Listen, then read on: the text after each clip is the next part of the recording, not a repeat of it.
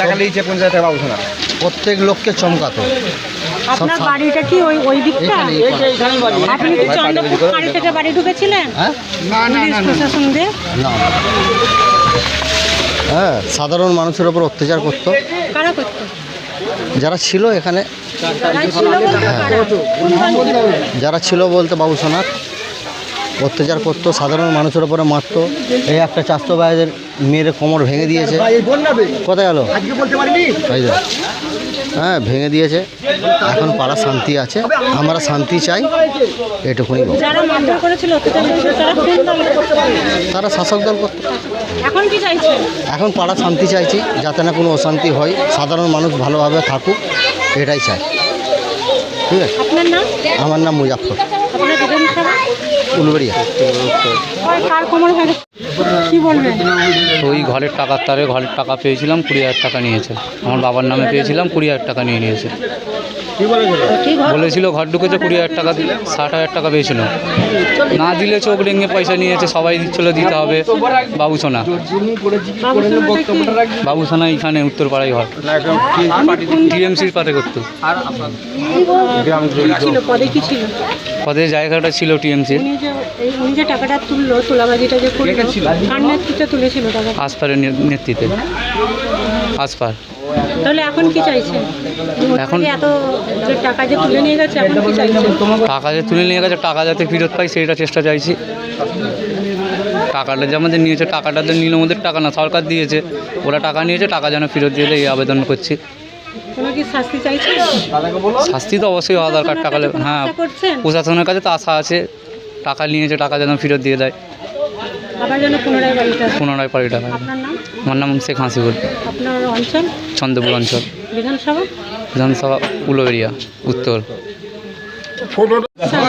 সমস্যা বলছে আপনার, আমি ঘর পেয়েছিলাম, তো ঘর পাওয়ার পরে 60,000 টাকা আমায় দেয়।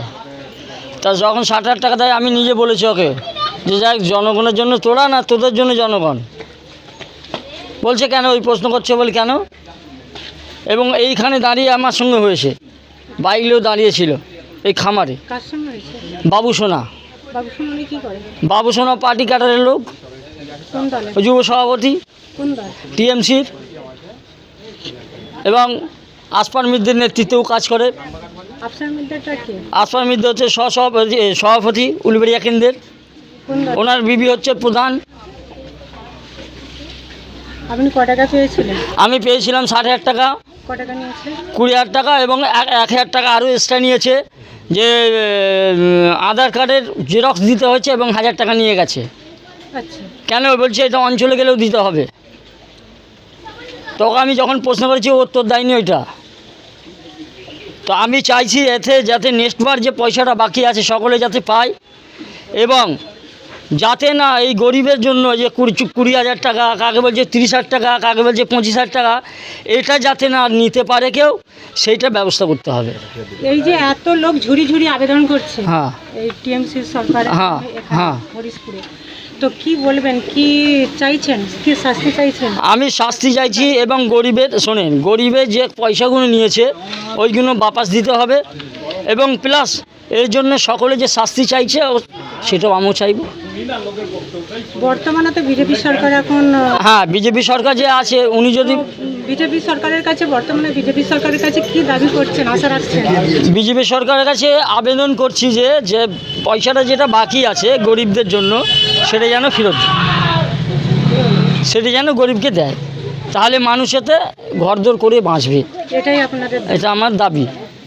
বাপস যেন টাকাটা, হ্যাঁ হ্যাঁ ফিরিয়ে, হ্যাঁ হ্যাঁ, বাড়িগুলো নির্মাণ, হ্যাঁ, 100 বার, 100 বার, 100 বার।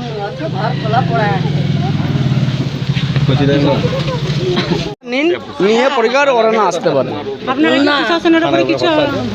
থানার উপরে অবশ্যই ভরসা করি আমরা, পুলিশ প্রশাসনের উপরে ভরসা করি, বিবিসি সরকার অবশ্যই আমরা ভালো আছি। এখন ভাষা বলেছে তোমার কানে সেটা, মানে এই এখানটাই সব সময় মিটিং হতো। ম্যাডাম, আমাদের ভরসা আছে, ওনার আইন প্রশাসন যেন ব্যবস্থা নেয়, ওনাদের যেন ব্যবস্থা নেয়। নোংরা ভাষা, ওই বাবুসোনার ভাই। আপনি কি বলবেন যে এত অত্যাচারিত হয়েছে এই এলাকার মানুষ? শুধু এই বাকুলের, আমি ঠিক জানি, আমি থাকতাম না এখানে, শুধু এই বাকুলের মধ্যে আমার অবধি হয়েছে।